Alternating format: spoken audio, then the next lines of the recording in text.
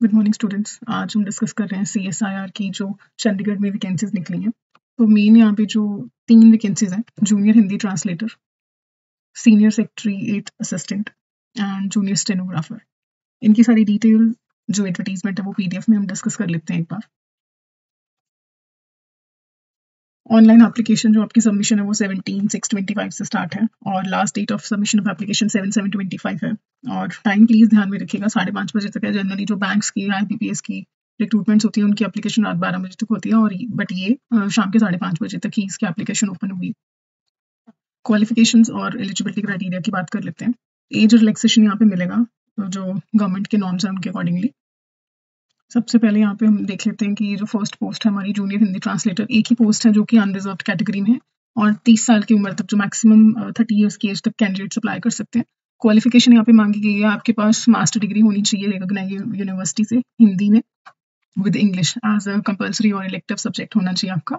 इसी तरह से काफ़ी सारे ऑप्शन दिए हुए हैं। मास्टर डिग्री आपको या फिर इंग्लिश में होनी चाहिए विद हिंदी, या फिर हिंदी में होनी चाहिए विद इंग्लिश कंपल्सरी या इलेक्टिव, या फिर अगर इंग्लिश में करिए तो हिंदी आपके पास कंपल्सरी या इलेक्टिव होना चाहिए। इसी तरह से ये बहुत सारे ऑप्शंस और दिए हुए हैं। एंड अगर आपने डिप्लोमा कर रखा है सर्टिफाइड कोर्स का ट्रांसलेशन ऑफ हिंदी में या वाइसा वर्सा, तो उसके साथ आपको 2 साल का एक्सपीरियंस होना चाहिए कि आपने किसी भी स्टेट गवर्नमेंट में या सेंट्रल गवर्नमेंट अंडरटेकिंग में आपने काम किया हो। डिजायरेबल क्वालिफिकेशन में इन्होंने मांगा है कि आपके पास नॉलेज होनी चाहिए, मेट्रिकुलेशन होनी चाहिए, नॉलेज होनी चाहिए मेट्रिकुलेशन लेवल की हिंदी की या इंग्लिश की, आपको शेड्यूल ऑफ कॉन्स्टिट्यूशंस का आपको पता होना चाहिए।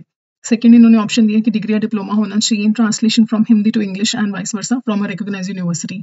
जो आपकी रिक्वायरमेंट्स यहाँ पे गिवन है कि आपको जब आप काम करेंगे तो आपको हिंदी लैंग्वेज में काम करना आना चाहिए, तो आपको पॉलिसीज के ऊपर काम करना पड़ेगा गवर्नमेंट ऑफ इंडिया की। एंड जो कुछ साइंटिफिक डॉक्यूमेंट्स एंड लिटरेचर्स हैं उनको आपको रिकॉर्ड करना आना चाहिए हिंदी और वाइस वर्सा में। इसी तरह से आपको रिपोर्ट्स या रिटर्न्स प्रिपेयर करनी होंगी, और भी जो आपको काम आपकी हायर अथॉरिटीज़ देंगी वो टाइम टू टाइम करनी होंगी। सेकेंड, हम बात कर लेते हैं हमारे यहाँ पे पोस्ट है जूनियर सेक्रेटरीट असिस्टेंट की। 4 पोस्ट हैं और 4 की 4 जो पोस्ट है वो अनरिजर्व्ड है। एक जो पोस्ट है वो इकोनॉमिकल वीकर सेक्शन के लिए रिजर्व्ड है। एज लिमिट की हम बात कर लेते हैं 28 ईयर्स यहाँ पे एज लिमिट मांगी गई है।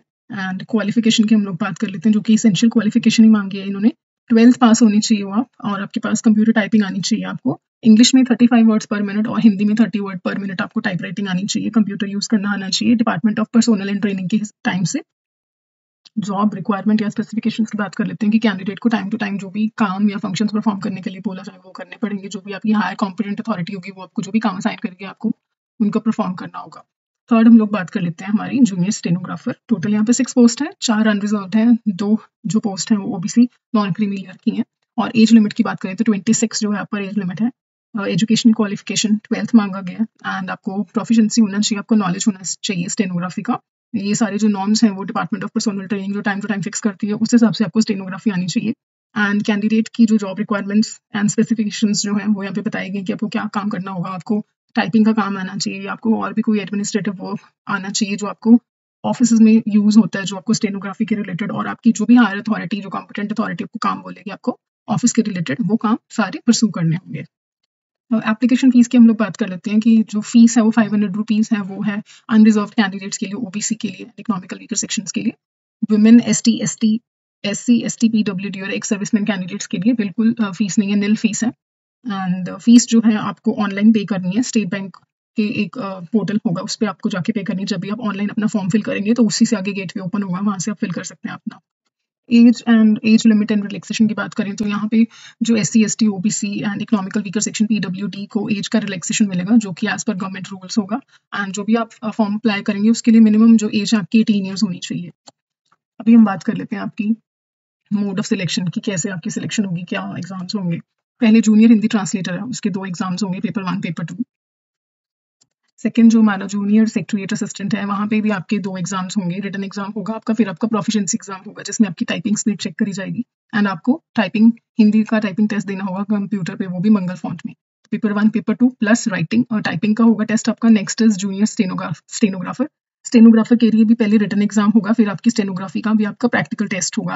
आपकी आपकी स्किल चेक करी जाएगी, आपकी परफॉर्मेंस चेक करी जाएगी। अभी हम लोग थोड़ा डिस्कस कर लेते हैं कि यहाँ पे सिलेबस क्या होगा आपका रिटन एग्जाम का। हर पोस्ट के लिए अलग अलग सिलेबस यहाँ पे मेंशन है कि general intelligence, quantitative aptitude and general awareness के कितने मार्क्स होंगे और कितने टाइम का पेपर होगा, ये सारा PDF में गिवन है। आप एक बार अपनी पोस्ट जो आप अप्लाई कर रहे हैं उसके हिसाब से चेक कर लीजिएगा। एंड मोस्ट इंपॉर्टेंट यहाँ पे मेंशन है कि आपका नेगेटिव मार्किंग होगी, तो इस चीज़ का ध्यान रखिएगा। नेगेटिव मार्किंग के लिए आपको अच्छे से प्रिपेयर करिएगा, डोंट मार्क रॉन्ग आंसर अगर आप श्योर नहीं है तो। जो भी मीडियम में आप रिटन एग्जाम देना चाहते हैं या टाइपिंग टेस्ट देना चाहते हैं, वो अगर एक बार आपने फिल कर दिया वो चेंज नहीं होगा, ठीक है। तो अभी हम बात कर लेते हैं हाउ टू अप्लाई। यहाँ पे स्पेशली मेंशन है कि आपको सिर्फ ऑनलाइन ही अप्लाई करना है इनकी वेबसाइट के ऊपर, और कोई भी मोड से आप एप्लीकेशन के लिए अप्लाई नहीं कर सकते, आपको कोई फिजिकली फॉर्म्स नहीं भेजने वहाँ पे। इनके रिक्रूटमेंट पोर्टल के ऊपर सारी इंस्ट्रक्शंस गिवन है। ऑनलाइन एनओसी सर्टिफिकेट भी डाउनलोड करके अपलोड करना होगा, जो कि generally most of the post के साथ हमें इंटरव्यू में सबमिट करना होता है, लेकिन यहाँ पे इंटरव्यू नहीं है, सिर्फ रिटन एग्जाम और आपका स्किल टेस्ट होगा, तो आपको एप्लीकेशन के साथ ही सबमिट कर देना। ये अभी यहाँ पे मेंशन है 11th पॉइंट कि आपको कौन से डॉक्यूमेंट्स चाहिए जिस भी पोस्ट के लिए आप अप्लाई करेंगे। तो आप अपनी स्पेसिफिक पोस्ट जिसके लिए आप अप्लाई करेंगे एक बार चेक कर लीजिएगा। स्पेशली मेंशन है कि कोई हार्ड कॉपी भेजने की जरूरत नहीं है, वेबसाइट के ऊपर जाके आप चेक कर सकते हैं कौन सी फॉर्म्स, कौन सी एप्लीकेशन जो है हमें फिल करनी है। ऑनलाइन ही आपकी फीस सबमिट हो जाएगी। तो all the best, thank you so much.